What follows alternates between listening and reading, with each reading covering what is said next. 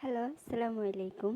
চলে আসলাম নতুন আরেকটা রান্না নিয়ে। মানে নতুন না, এগুলো পুরান রান্নাই সবসময় করি আমি। তাই চলে আসলাম দুপুরের রান্না বান্না নিয়ে। আজ দুপুরে করব বেগুন দিয়ে আলু দিয়ে মাছ। যদিও মশলাটা সবাই জানে কী কী দেয়। তারপর মশলাটা দিয়ে দিলাম, আলুটা কষায় ফেললাম। আলুটা কষে দিয়ে বেগুনটাকে আমি একটু হলুদ আর লবণ দিয়ে ভেজে নিয়েছি। আলুটা কষানিতে সিদ্ধ হয়ে গেলে দিয়ে দেব মাছটা আর বেগুনটা। বেগুনটাকে সবসময় একটু হলুদ লবণ দিয়ে ভেজে নিলে বেগুনটা ছেটে না। এই যে দিয়ে দিলাম বেগুনটা দিয়ে একটু কষে গরম পানি দিবেন। গরম পানি দিলে তরকারিটা দ্রুত হয়। যেহেতু বেগুন আর সিদ্ধ হওয়ার কিছু না, বেগুনটা ভাজার মধ্যে হাফ সিদ্ধ হয়ে যায়। তাই আলুটা চেষ্টা করবেন আলুটাও ভেজে দিতে, যেহেতু আমি আলুটা ভেজে দিই না, তাই আলুটাকে ভালো করে কষিয়ে নিলাম। এখন দিয়ে দেব পানিটা গরম হয়ে গেছে। একটু গরম পানি দেওয়ার চেষ্টা করবেন তরকারির ভিতরে। গরম পানি দিলে আর কি তরকারিটা টেস্ট স্বাদ যেমন রাখতে চান তেমনই থাকে। যেহেতু বেগুন আর আলু হাফ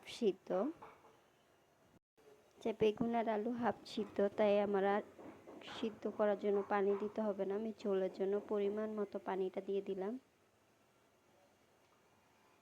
আপনারা আপনাদের পরিমাণ মতো পানি দিয়ে দিবেন। আর কি মশলা দেয় এটা সবাই জানে, তাই আর মশলাটা দেখাইলাম না, আগে মশলাটা কষে ফেললাম। তাই এটা উতরে আসলে দিয়ে দিব মাছটাকে। এই তো এখন মাছটাকে দিয়ে দেবো, যেটা আগে ভেজে রেখে দিয়েছিলাম মাছটা দিয়ে এটাকে ডেকে দিব।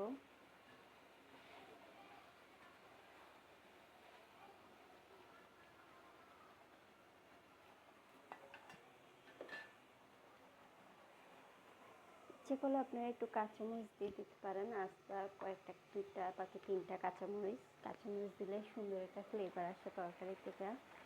কাঁচামরিচের একটা ফ্লেভার থাকে। এই যে হয়ে গেছে আমার বেগুন আলু তরকারি, মানে বেগুন আলু আর মাছের তরকারি। এভাবে রান্না করে খেয়ে দেখবেন। তবে এটাতে ধনিয়া পাতা দিলে আরও বেশি ভালো লাগতো। ধনিয়া পাতা আমার বাসায় নাই, বাসায় না থাকার কারণে ধনিয়া পাতাটা দিতে পারি না।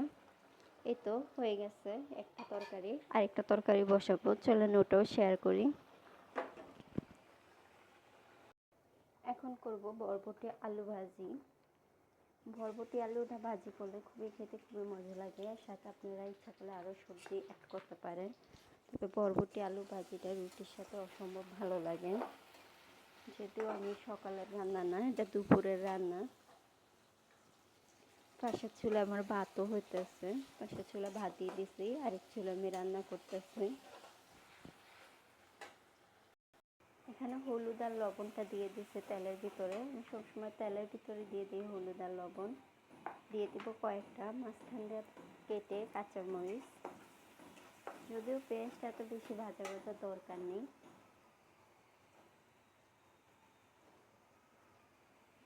এখন দিয়ে দিব বরবটি আলুটাকে, যেটা আগে ধুয়ে কেটে রেখে দিয়েছিলাম, সেটাকে দিয়ে দিলাম।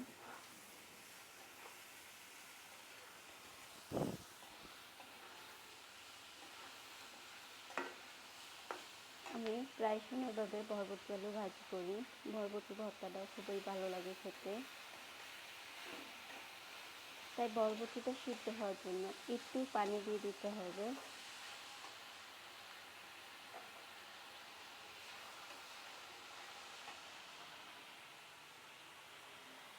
গরম পানি দিয়ে দেওয়ার চেষ্টা করবেন, যেহেতু গরম পানি করা থাকলে দিতে তো সমস্যা নেই। তাই একটু পানি দিয়ে দিলাম, পানি দিয়ে এটাকে ডেকে রেখে দিব। এই তো আমার ভাজিও হয়ে গেছে। আমার রান্না বান্না কমপ্লিট। ভাজি তো ধনিয়া পাতা দিলে ভালো লাগতো, কিন্তু ধনিয়া পাতা না থাকার কারণে কোনোটাই নেই। ধনিয়া একটা থাকলেও হয়তো দিলে ভালো লাগে খাইতে। তাই এখানেই ভিডিওটা শেষ করছি। আজকে দুপুরের রান্না বান্না আমার এতটুকুই। আসসালামু আলাইকুম।